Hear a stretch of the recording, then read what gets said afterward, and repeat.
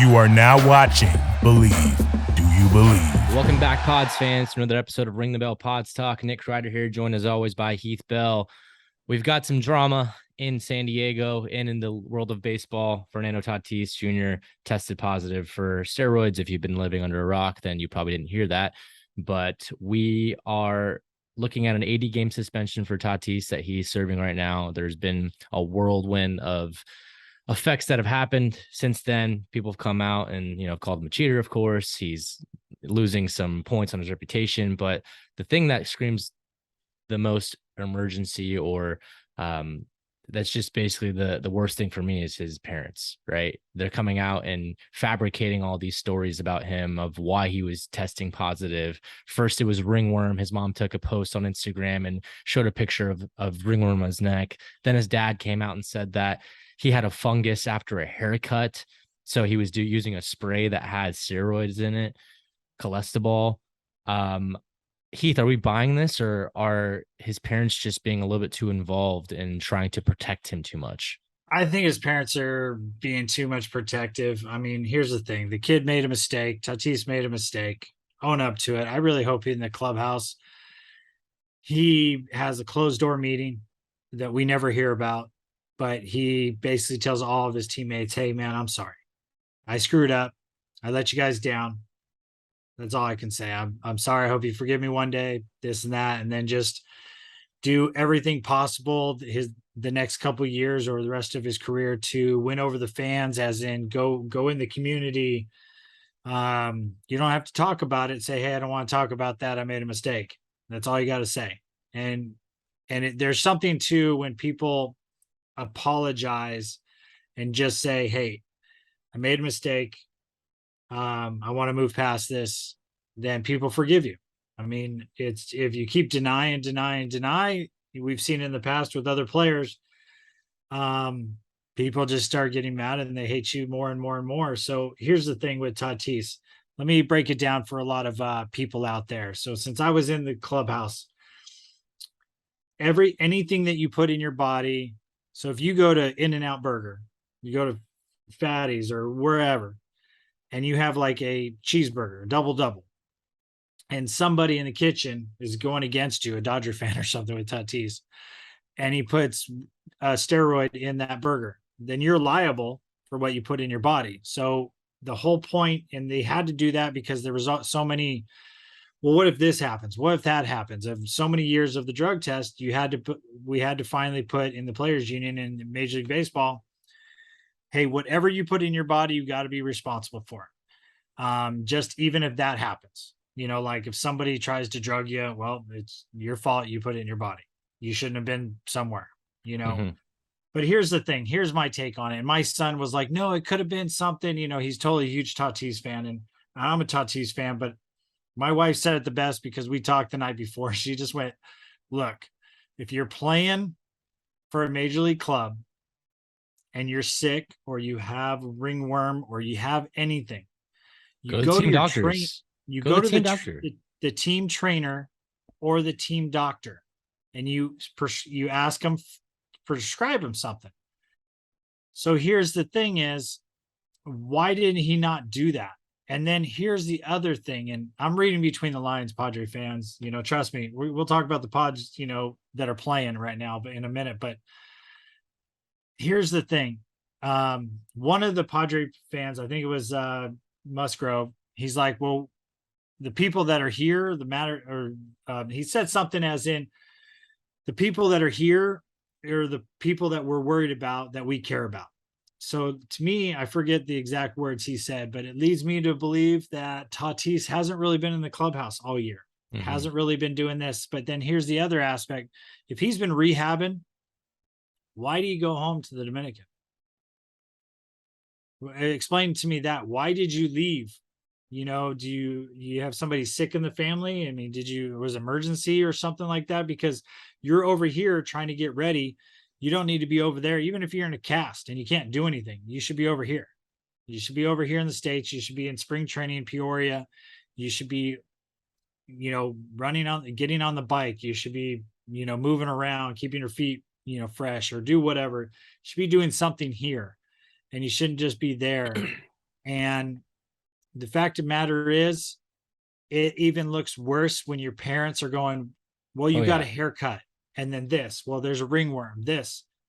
It's like you're trying to cover it up. And unfortunately, this is what happens with a lot of players, Latin players, is they lie. Now who are you going to believe? I mean, Yeah. is They're digging them. Tatis, They're do digging I themselves think a deeper Tatis has been hole. do I think he's been doing steroids this whole time? No, I No. think what he did is like Andy Pettit. Somebody told him, whoever it was, if you do this, you'll come back, ready to go. You'll be a little bit stronger. You'll rehab faster, whatnot. And he got caught, plain and simple. Because there was a test that came out in May that said he was clear in May, and I Yeah. really think he did it after that. As soon as he was cleared, they're not going to test me. Yeah. They're digging themselves a deeper hole here. I mean, all the lies that doesn't protect his legacy. Everyone sees the bullshit. They see it and they're like, "What? A ringworm? A hair fungus? Come on." Mike Clevenger came out and said, "This is the second time we've been disappointed with him. You hope he grows up and learns from this, and that he's about more than just him right now." So the fact that players are outspoken about a teammate like that and saying, there's some maturity that needs to happen. Even AJ Preller came out and said, we wish that he maybe became more mature from this offseason to now. And like, it just hasn't translated yet. So it's a maturity thing. And I mean, involvement of the parents, of course, but you're a 23-year-old superstar. You've made your money or you've signed your contract. I guess you can't make money right now because you're without pay. Like, just trust the team, trust your teammates, get more involved in San Diego, don't. Well, unfortunately, maybe Tatis is an individual player, and San Diego made a bad deal when they gave him all that money because he's not a mature kid. Yeah. I mean, this does happen to a lot of guys that are not mature. And we talk about it. I mean, stardom maybe came a little bit too early too. He was on the cover of MLB The Show, at 21 years old. yeah, but there's some guys that have done that and it's been perfectly fine. Look at Bryce Harper and then Derek Jeter. I Well, mean, I would he say was the next Bryce. one to I would, I possibly would, do that. I would say Bryce had some maturity issues early on. Machado even had some maturity issues early on, and Here- they're young kids, and they were. Here's the thing: is Bryce Harper had maturity issues in the minor leagues.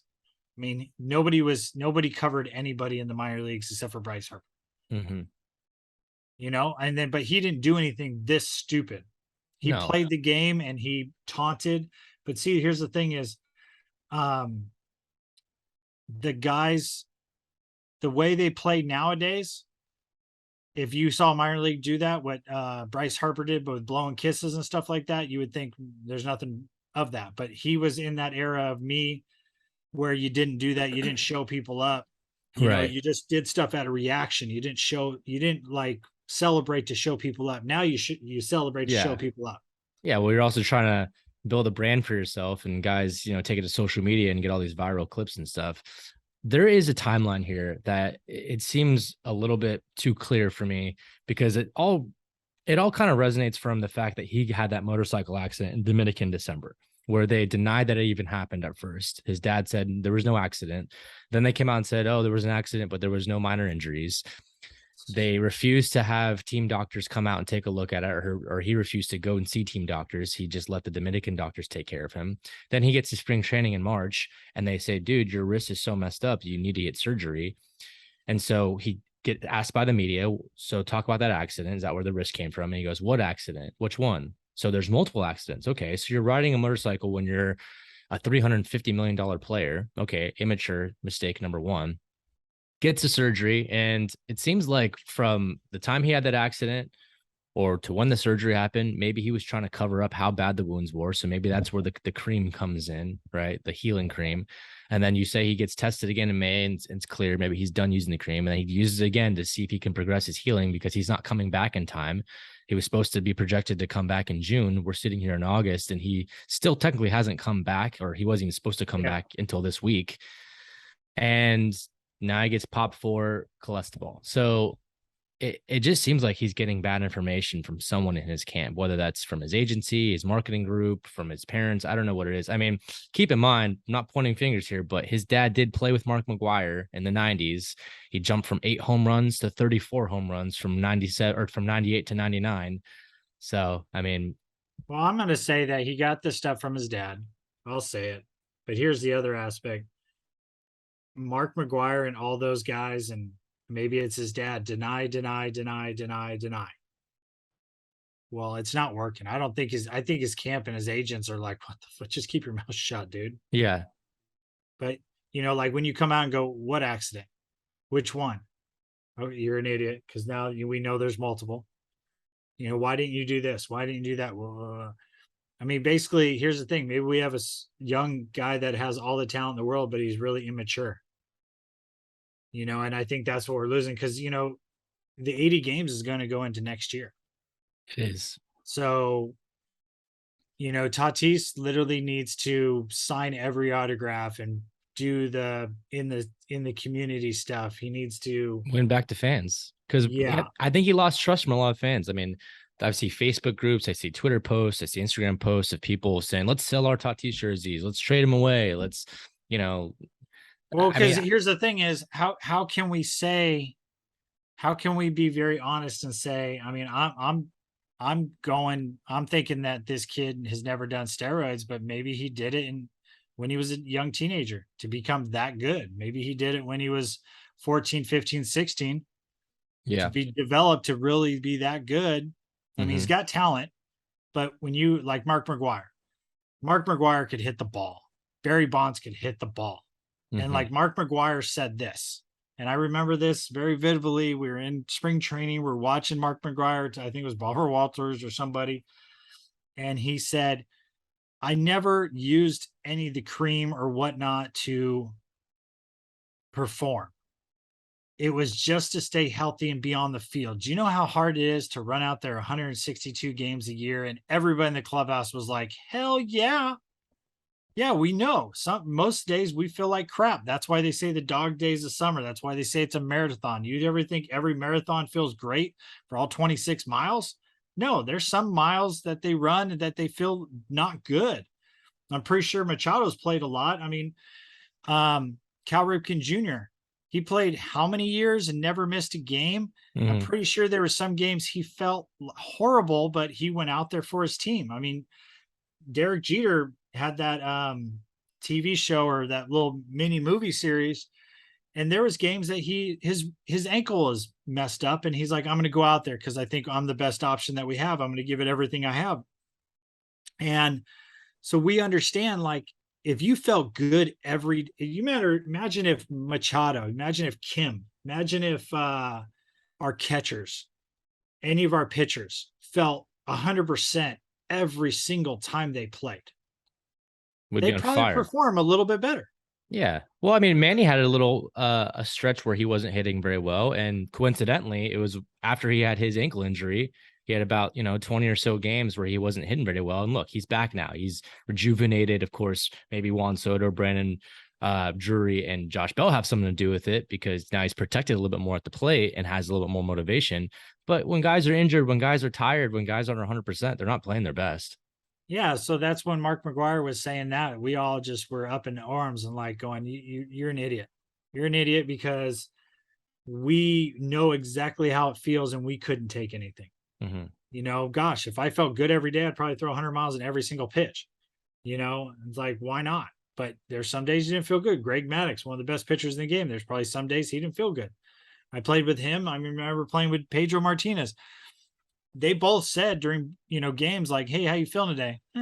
Just, you're not feeling the best. And hopefully I go 5. And, sometimes they'd go 5 and dive, or sometimes they'd go like 7 that day. I remember David Wells telling me he was hungover the day he threw a perfect game and he was just trying to go 5 innings and get out. And then all of a sudden he looks up and 7 innings and nobody's been on. And he's like, damn. So we're all human. It happens that way. So, but sometimes you just wake up sore from your bed, But here's the thing: has he been lying to us all along? I mean, here's the other aspect, and some people have asked me this: did AJ Preller, because he's never done anything before, did he know this was coming? He claims that he found out like 2 hours before the rest of the world found out that he got a call from MLB. I will tell you, when you find out about a month to 6 weeks, 4 to 6 weeks before it comes public, because you have time to make the necessary changes. You have the necessary of like, no, that wasn't me. This is what's going on. you have a couple weeks, 4 to 6 weeks of So when then I was maybe playing. AJ lied because his statement was that he found out like 2 hours So before my it broke. question is do you think AJ had to make this trade with Soto and Bell because he knew this was coming?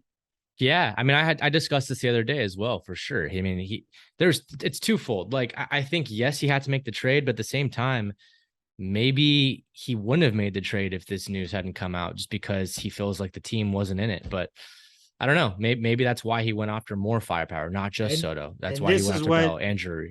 I know, Tatis, you're not listening to me. You're not listening to No, this he is. podcast. But here's the thing: is this is now we're questioning your GM.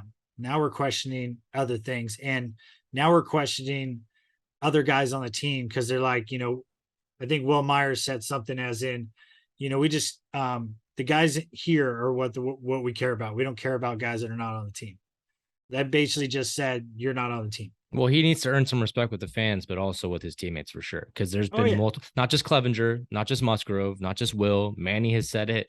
Other guys have everybody. come out. Everyone has come out and basically said that like he needs to work on himself and that they need to depend on him more. They don't trust him. I mean, I think it all makes so much sense about what happened last year too. Our downfall. Yes, you can blame rookie manager or second year manager Jace Tingler. Right, he wasn't the right guy there, but clearly Tatis was a big issue for the team. Manny Machado was yelling at him mid-game in a dugout. We discussed Yeah. that. And he was just this superstar who thought it was all about him. And this team is probably not behind their superstar. Well, but there's too also many that's personalities. today's day and age. It's all about, like you said, guys are trying to make a name for themselves. They're trying to get their Twitter page. They're trying their Facebook or whatnot. Facebook, that shows my age, but all their different things. They're trying to promote themselves, not the team. They're not. What's the best thing for me to do for my team to win? And now it's about what's the best thing for me. Now, what's the best thing for me? And I blame the system. I blame teams for doing that to players, but I also blame the players a little bit for doing that. I don't blame the players for going out and getting their money and getting paid, but I do blame the system for saying it's okay to show people up because they'll bring butts in the seats or do Yeah. this or do that. People will talk about you. But at the end of the day, are you loyal to your teammates? And I mean, because are you loyal to your team and your fans? That's the biggest thing. So it's just it's a shame to be in San Diego right now. It's a shame because the Padres are falling off, and I think they started falling off the All-Star break, and now they're falling off because this. And here's my thing with the team: I don't think they have a good team clubhouse chemistry, and the reason I say that is early in the season, you saw the starting pitchers. They would follow you, Darvish. They would do this. They do that. They were having fun. Now they were winning. It's easier to have fun when you win. But why aren't you still doing that stuff? So that leads me to believe that you were just doing that because you were winning. You're having good time. So when you're not winning, your pressure's on. I don't know if I can have fun, this and that. Trevor Hoffman is part of the organization. And Trevor kind of showed me when to have fun and when to be serious. But basically outside the lines before the game starts, it's let's have some fun. This is brotherhood. When the game is on, we're being serious and we're doing that. But why is there guys are warming up? They're having fun. Yeah. And if you're not playing that day as a starter, you should be having fun before the clubhouse. And they're probably not doing any of that. And so if it just leads me to believe that there is as much as close as we thought the clubhouse was early in the season, it really wasn't, because one bad thing happens and then all hell's breaking loose. Musgrove's trying to get a contract. He ends up getting a contract. Maybe that was a distractor. Home discount too, though. Oh yeah, that's fine. And that's to him. So, but then maybe a distraction was, are we going to make a trade? We're not making a trade. Different starters going in there. Guys going to the pin because we had too many stars at one time. And then, but this is all what a manager needs to take charge of. Right. Manager needs to delegate all this. And Bob Melvin, I think you're a great manager, but dude, you got to have a team meeting. You got to start lining shit up. Yeah. Well, this is a great transition into how our team is playing right now, because they've dropped some pretty bad games to some not great teams. I mean, we've lost 2 in a row to the Marlins. As we record right now, actually, we're up 4-0. Jake Cronenworth just hit a grand slam in the first inning, but we shouldn't be losing these games to sub 500 teams, not this late in the season, because September is brutal. We play against the Dodgers too many times to be losing against sub 500 teams. And it shows that we're not beating the Dodgers right now. Well, no, I mean, we're getting swept by them. We're not winning it.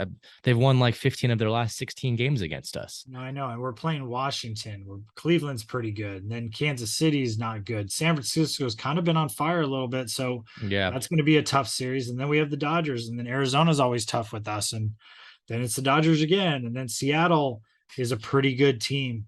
And then it's the Arizona, and then it's the St. Louis Cardinals. And then it's the Rockies that we always struggle with when we're there, and it's there. And then it's LA again. And then it's the White Sox that are pretty good. And then we finish with the Giants that I got a funny feeling it's going to come down to the last week of we might not be that third wild card team. And we were talking about leading the wild card, maybe being first place. And then all of a sudden it's ever since it started spiraling, we just keep nothing's working. And it goes back to the very beginning, what I said when I was very worried about the start of the year is our starting pitching. We had great starting pitching early in the season, and it's fallen off. And our starters go 5 innings. We don't have anybody that goes 6 or 7 innings. right. It's almost like they got to get their 100 pitches and they're done. Or how can you throw 100 pitches in 5 innings? I mean, we got to get ahead. Mm-hmm. If I was a pitching coach, I'd be like, we got to get strike one, guys. Yeah. Forget about the outcome. Forget about a hit and stuff. I need strike one first. Mm-hmm. Yep. And then let's go back, our hitting coaches, I know they're probably doing their darndest and stuff, but gosh, maybe our hitters aren't listening to them, because how are we trying to bunt with 2 strikes just the other day? Grissom. Did you see that? Yeah. The thing is, though, he's successfully laid down some bunts that have got down the line, and this year he's done it more than anyone I've seen. So I think I'll give him the pass. With but 2 I understand. strikes? I get it. That's just when you have 2 strikes and you're trying to bunt the ball. That's just a lapse of judgment. Desperation. That's a lapse. Now with 1 strike, no strikes, I got no problem. I don't even care, like 2 balls and no strikes. Right. I perfectly have no problem with that. But when you have 2 strikes, you're basically saying I can't hit this guy. Yeah. You're more comfortable than bunting the ball than actually swinging. So, yeah, I think for us, like in terms of hitting, they have games where they break out and they score 10 runs, 13 runs. Like I just said, we had 4 runs in the first inning. Now we have 5 runs. I'm sitting here looking at this. Yeah, like they come out and break out here and there. But we also have games where our bats go dead and we get shut out. We got shut out by the Marlins. We got shut out by the Nats. Like that just cannot happen. Well, let's put it this way. Anytime there's a good pitcher, yeah, we get shut out. Yep. I mean, anytime there's a good, not a great, like if he's an okay pitcher or a bad pitcher, we hit the crap out of him. But if he's a good pitcher in the playoffs, we're going to see nothing but good players, good pitchers. And that's what really worries me. I mean, Sandy Alcantara is the Cy Young favorite right now, and he shut us down. He looked like it. Yeah. So, and Joe pitched a good game too. Just it's sad that he can't get any run support here. He started off the season 8-0, and he's lost every game since then. So here's one of the things that I don't understand in baseball. I still don't understand this. I mean, I could try to discuss it and stuff, all that, but when you have your best pitcher out there, for some reason, the hitters don't ever score. Yeah. It's almost like the hitters are like, okay, we got our ace. All we got to do is score 1 or 2 runs and we'll win. They used to happen to Jake Peavy all the time. Oh, yeah. I saw it happen. 1-0. Chris Young when he was second in the All-Star. Greg Maddux. When all of our guys were. You know who happens to all the time? Jacob deGrom. Oh, yeah. Last season, this season, his team never gives him run support. I don't know what it is. It may be like there's this like sense of, oh, like we're gonna be okay if we only put up a couple runs here. Like it's not as pressing because like our pitcher's got our back here. Oh, I just think it's psychologically the mental part of baseball. So I can't explain it to people, but you always try to go do your best. Mm-hmm. But when you're a position player and you see your main reliever come in the game on it, you're up by 1 or the game's tied. You have this like confidence, like we got this. But when you see somebody and we're like, the game's tied and you see somebody that you don't trust run out from the bullpen, you're like, oh crap. Mm-hmm. I mean, players have told me that it's you try not to do it, but you just do it. I mean, as a fan, even as sitting in the bullpen, when they call up and they go, hey, get so-and-so up, you want him to do well in the bullpen, but he's just struggling. You're like, man, I hope he does well today. Where they call somebody else in the bullpen, you're like, oh, he's got this. Mm-hmm. We need to call up Joe, or we need to get so-and-so going. And they call and they put in that person you were thinking, there's just a different mindset, and you never said anything to anybody. You're just thinking it, and everybody's human. And the Tatis thing, I don't know how that cannot affect guys. Guys be affected really bad with that. And I think that's another reason why they're losing, because it's like, this all happened. We're leaving San Diego and we got to get away. But usually Florida is the family trip, the kind of, hey, we can relax, this and that. Mhm. And I think there was an off day before they got there. So they either traveled on that off day or they went out there and had an off day in Miami. So it's just one of those things is, they got to be talking, and they got to be pissed, because they're like, okay, we went out and traded for 3-4 guys, 3 hitters. Tatis going to be coming back, this and that. And maybe this is the reason. I'm telling you, Tatis and AJ probably knew before everybody else did. And I don't believe the 2 hours before. I really don't. I could be completely wrong, but I really don't. And that's maybe why he was in the locker room. Maybe that's why he wasn't around. And I believe he wasn't around for a reason. Yeah. So I'm with you. I think that probably sucked the wind out of their sails a little bit. All this news coming out, it's a big distraction. The media is still talking about it. They're still talking about when Tatis comes back to talk to AJ tomorrow, and when he talks to Peter Seidler on Saturday, and then he's supposed to talk to the team as well. So I think that's something that's looming. But when comes the time to just say, all right, let's put it behind us. Let's focus on what's going on next. We got to get to the playoffs here, because we have a good enough team to be in the playoffs and contend here. There needs to be a point where they just shut it all down. That's where Bob Melvin comes in and says he needs to have a meeting, and he just players only meeting, and shut it to bed, and have coaches and trainers in there and just say, look, all this distraction is not helping us. We need to come together right here. If anybody asks you about it, if you want to say something, fine. But my best advice is, hey, it's over and done with. I want to talk about the team right now. Mm-hmm. I want to talk about this game. And you shut it to bed, because here's the thing. Tatis's parents are not helping out. His friends are not helping out. We need to stop. The only reason that's why the media is still talking about it is because all of a sudden his parents started saying stuff.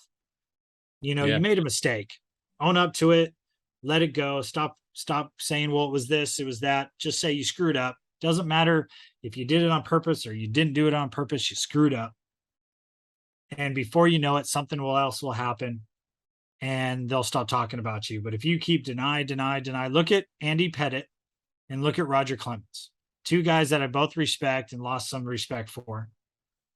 Roger Clemens kept deny. Andy Pettitte cried, said, I did it. I was injured. I was trying to come back. I did it one time. I know I did it wrong. I screwed up, and forgive me. Nobody ever talks about Andy Pettitte anymore. Yeah. They'll talk about Roger. I don't understand why some guys get a pass and some guys don't. Like David Ortiz tested positive and is a Hall of Famer. Okay, so here's the thing. When did he test positive? Early in his career. Okay, when he was in the minors, wasn't it? I don't know the exact dates, but I mean, the fact that he did it, Okay, and he was caught. Barry Bonds was never caught. And I want him to make the Hall of Fame, so then we can have this argument about other players. But here's the thing is, did you see him deny? Oh, yeah. His entire time. He still has denied. He's never. Well, no, but like when he first did it. Now, when it was coming out and everybody's saying, he's like, what?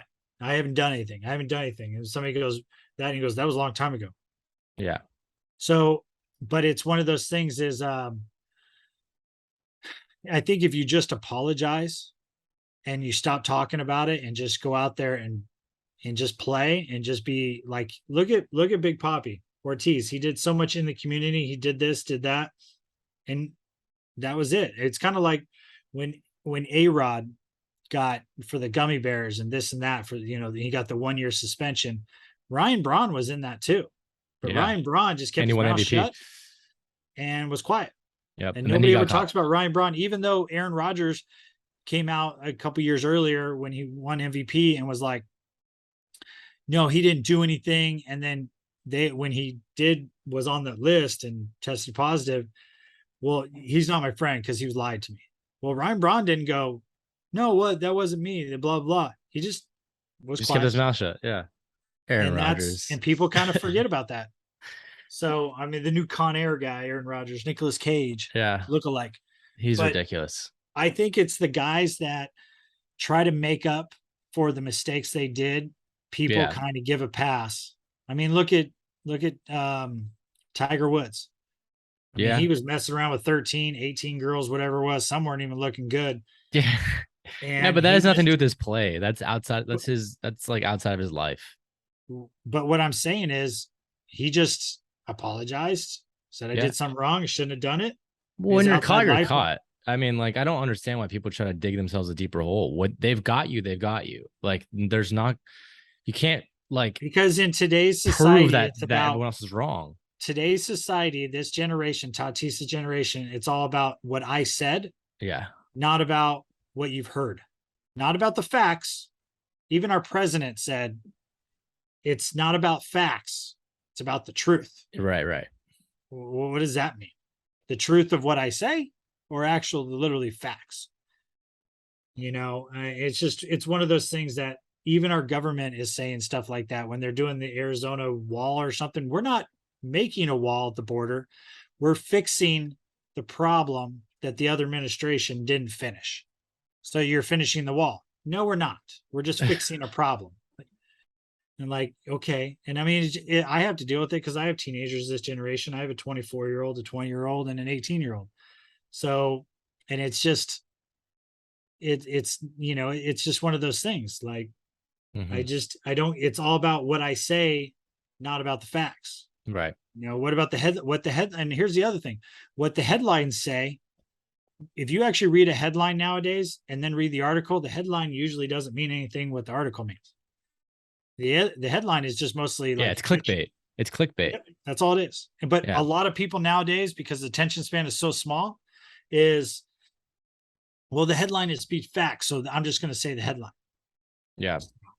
But then here's the thing. As we were watching the Padre game, we scored 5 runs in the first. We just gave up 1. Yeah. Well, Clevenger's getting lit up right now. So, but here's the thing, like, why? Are we not getting strike 1? Are we not going out there and it's like, okay, we're just Probably a mentality where it's like, oh, I've got 5 runs. Like, yeah, that's what I'm saying. Like, it should go out there. Every inning should be it's a 0-0 ball game. Yeah. No, I agree. Tie game. Let's go. Yeah, there's just a lack of focus right now from this team. To wrap things up here, there is, some easy games on the way, but it just gets a lot tougher. So they really need to bounce back here pretty soon and All I figure it gotta out say and is, Bob focus. Melvin, get with the guys, get the guys together, have a team party, do something to get the guys together so that they can work together. When they have fun together, this team is a lightning, electric, even Yep, without Tatis. I agree. It's a This really team fun is team. really good if we can just get the guys together. Like right now, You, if I was in the clubhouse, I'd be like, we need to have a team dinner. We need to yeah, do something on the plane. We need to have a talk. Just the 26, 27 guys that are there, we need to do something. it's very clear these guys really like each other. They have a lot of fun. The rotation's really goofy and silly. I mean, the players But have we're their not own seeing that rapport. lately. Exactly. Well, when you're losing, yeah, and But they just but think you there's can just a still lot of do that. negativity. But you can still do that when you're losing. Right. There's just a lot of negativity right now, and I just think it's the distractions. But That's where Bob Melvin needs to step in and focus. say, hey, let's go. Focus, focus, focus. Padres, let's win some baseball games. Padres fans, let's get behind our team, show out, support them. This is Ring the Bell Pods Talk. Nick Kreider, Heath Bell. We'll see you next week. Go Pods.